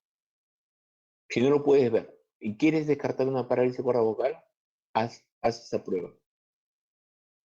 ¿Alguna otra cosa más? ¿Preguntas? Estamos acabando, faltan 4 minutos. Gracias, Esa, doctor. Doc, esa forma que usted nos ha enseñado de hacerle contar al paciente hasta que se agote, ¿eso es independientemente de la causa que podría generar la parálisis? Claro, porque es pérdida de aire. Lo que estás tú diciendo que mantener aire es cuando cierras la cuerda vocal. Cuando no puedes tener esa capacidad de cerrar la cuerda vocal, tu función protectora de la cuerda vocal va a perder aire, y al perder aire no puede llegar a 30. ¿No? Ese para mí es una... No que parte de lo que yo les doy las lecturas y los conceptos, les digo cosas que puedan ustedes hacer, que ustedes puedan ayudar a una persona. Yo puedo hablar de muchas cosas, de anatomía, de fisiología, pero honestamente el que quiera estudiar lo va a leer en algún momento. Pero no por hablar ahorita de fisiopatología, les voy a decir todo a la vez y al último no se acuerdan de nada, no. Para mí es que ustedes, a partir de este momento, puedan ustedes atender a personas con conocimientos claros, ¿no? Actualizados. Bueno, chicos, ¿alguna otra pregunta? ¿Algo que deseen aprender? En general, ¿está yendo bien las clases o desean que les enfatice alguna parte o se está tomando mucho tiempo en algo? Escucho sugerencias también porque si ustedes vieran cuánto pienso en cómo desarrollar un curso, o sea, más que todo la metodología, ¿alguna sugerencia que quisieran ustedes?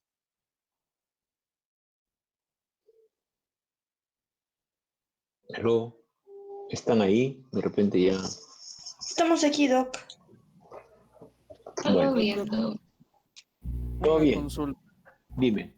Una consulta, ¿me escucha? Dime, Neil. Por ejemplo, algunos temas, como el de ayer, era muy extenso, ¿no? Y a pesar de que, por ejemplo, mi grupo ha hecho o ha tratado de poner los puntos claves, hemos repasado y en nuestra exposición nos pasamos casi más de 25 minutos, por ejemplo.